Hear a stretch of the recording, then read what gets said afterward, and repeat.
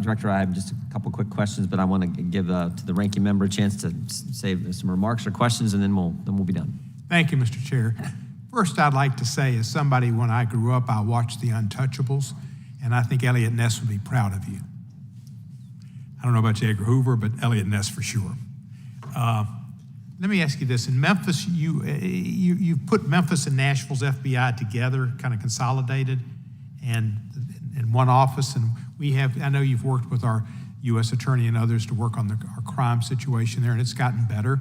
But is this change in the FBI relationship there where we're not going to have an office necessarily? Tell me how that's going to affect Memphis. So I want to be very clear. We're not leaving Memphis. What we are doing is... Nobody should leave Memphis. In fact, most of the songs are about people going to Memphis. They leave Nashville, they go to Memphis. Recognizing population growth and the threat environment, we have instead taken, if you look across the state, instead of having 2 field offices in Knoxville and Memphis, we're creating a Tennessee division headquartered in the middle in Nashville. But we are keeping the offices in Knoxville and Memphis. And in fact, when it comes to Memphis specifically, not only will it not result in any decrease in the number of agents there to work, actually, strange as it might sound, it's going to allow us to increase the number of agents who will be assigned to the Memphis office, including to tackle things like violent crime, which I know is of huge concern. And the reason for that is really the effect of this reorganization is to be able to reduce administrative roles that will be more consolidated in the middle in Nashville, but it'll allow us to increase the operational roles, the agent roles, the number of them in Memphis. So I think not only are we not leaving Memphis, we're actually increasing our investigative presence in Memphis as part of this, and we're going to be able to continue to collaborate closely with our great partners there without skipping a beat. Thank you, that's reassuring. One of the questions was asked over here was about previous assassination attempts on presidents. And obviously, I know you're a lot younger than me, but you probably did you ever watch The Untouchables? I have watched it, yes. They had one of the programs was on Mayor Cermak. You don't know Mayor Cermak? I'm sorry, I couldn't hear you. Mayor Cermak, do you know who he was? I do not. He was the mayor of Chicago. And in February of 1933, there was an assassination attempt on Franklin Roosevelt in Miami, Florida. And Mayor Cermak, C-E-R-M-A-K, was killed and said, "I'm glad it was me and not you." Allegedly, he said that. But anyway, that was an attempt, and it failed, and that was Untouchables brought it into my consciousness.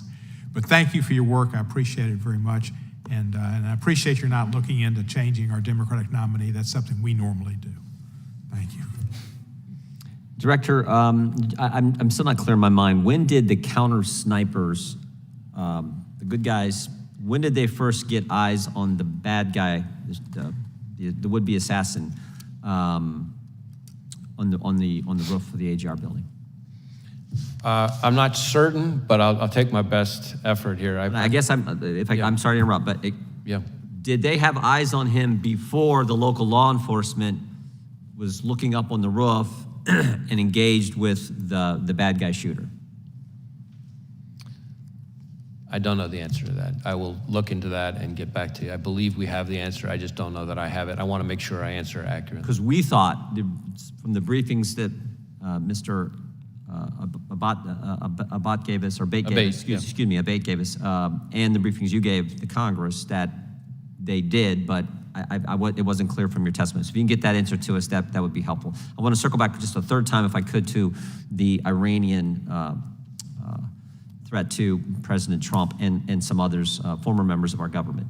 The reason I want to go back to that, because we now know that the Secret Service and Homeland Security denied resources to President Trump's detail that they had asked for. And it seems to me, if that all happened after you guys knew about the Iran threat and had briefed the Secret Service on that real threat, that's an even bigger problem. And that's why I was trying to get that timeline down, when you knew about it and when you briefed the Secret Service on the Iranians' threat to kill President Trump. So again, I really want to be careful to both be accurate, but also not to kind of stray into any kind of classified information or confirm the existence of classified information.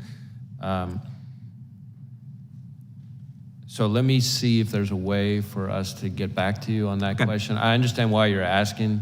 It may be easier to answer than I think, but at the moment, in an open hearing, I'm not sure if I can see the right way to do that. Fair enough. We'll expect answers to both of those questions, and you can get back to this. That'd be great. Finally, anything else you want to tell us that we didn't ask? I mean, you came today and you told us some things that weren't even prompted by questions, and I just want to make sure if there's anything else you want to tell us regarding July 13th and what you've discovered, now's the time. Well, again, we're going to continue to engage with the Congress. I think we've covered a lot of the points that I really wanted to make sure that I got across, and just as I'm looking at my list, in one way or another through the course of today's questioning, I think we've gotten through most of it. That concludes today's hearing. We thank our witness for appearing before the committee today. Without objection, all members will have 5 legislative days to submit additional written questions for the witness or additional materials for the record. Without objection, the hearing is adjourned.